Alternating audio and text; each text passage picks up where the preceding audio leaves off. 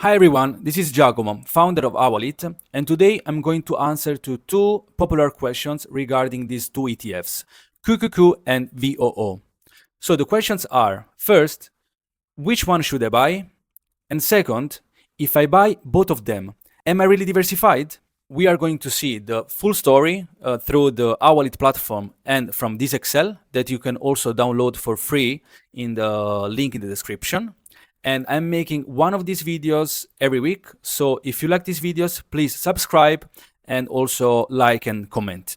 For who is not familiar, QQQ tracks the Nasdaq 100, which are around 100 of the largest tech companies in the US market, while VOO tracks the S&P 500, which are 500 largest US companies.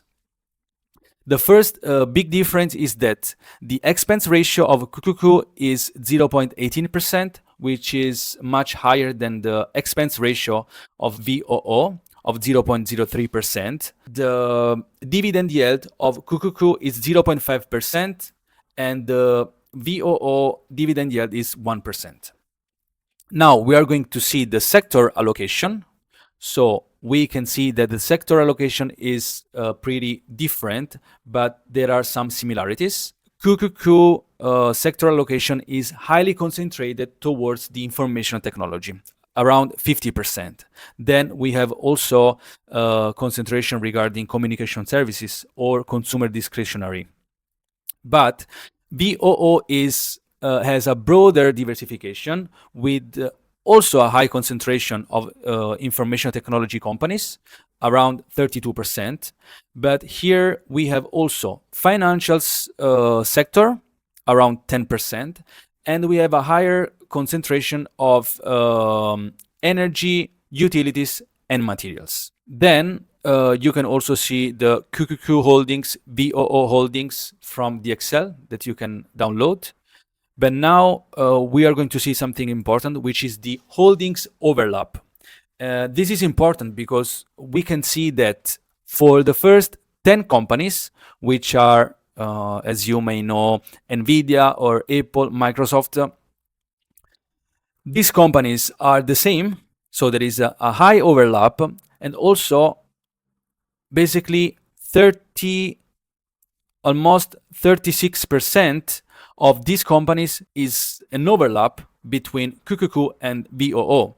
So basically 30% is tracked in both of these ETFs. But an important story is here that says that basically 95% of QQQ is inside the VOO ETFs, while 50% of VOO is inside QQQ. So basically the overlap is pretty high.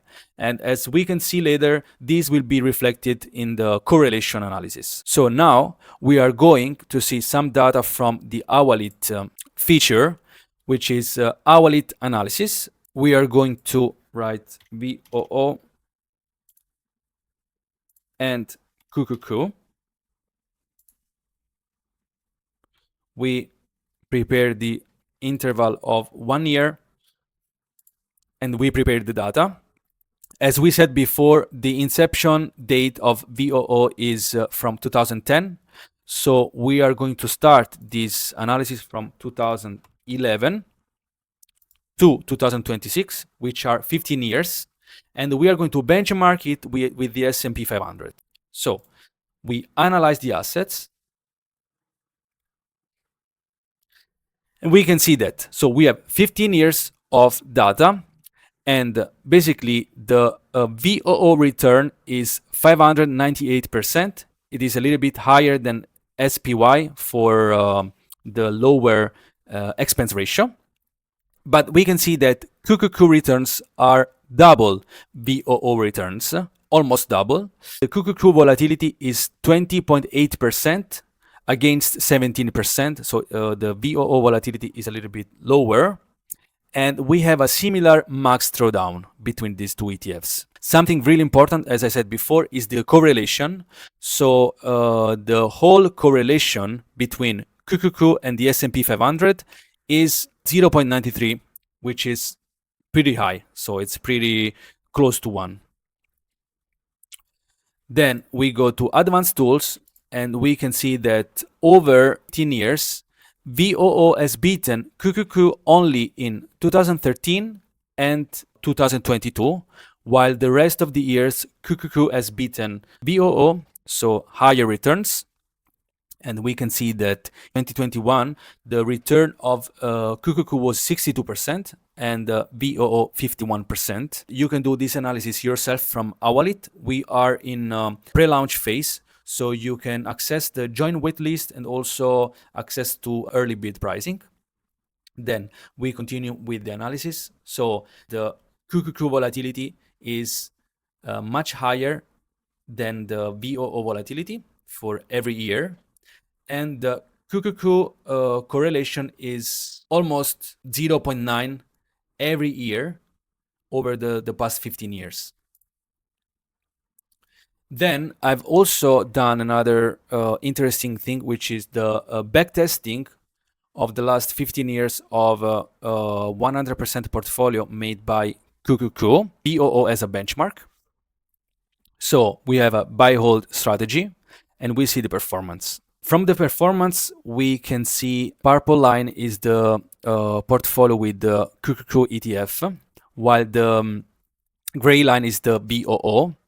And we can see that if we invested $10,000 in 2011 in QQQ, we would end after 15 years with $129,000 with an outperformance of almost 600%. This ETF clearly beat the VOO.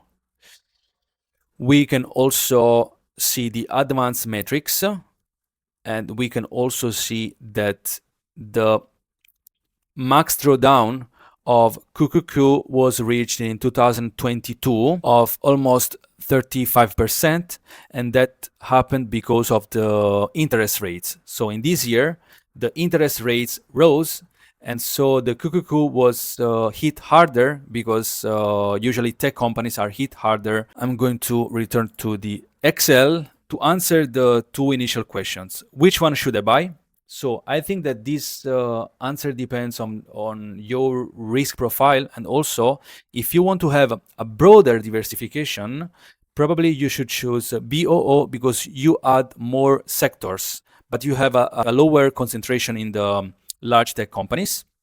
While if you want to bet more on the tech US companies, then you should choose QQQ. Of course, this portfolio would be not so diversified, and also if you choose both QQQ and VOO, you are not diversifying more, but basically you are concentrating more your allocation towards the tech companies, which is not wrong, but you need to be aware of this.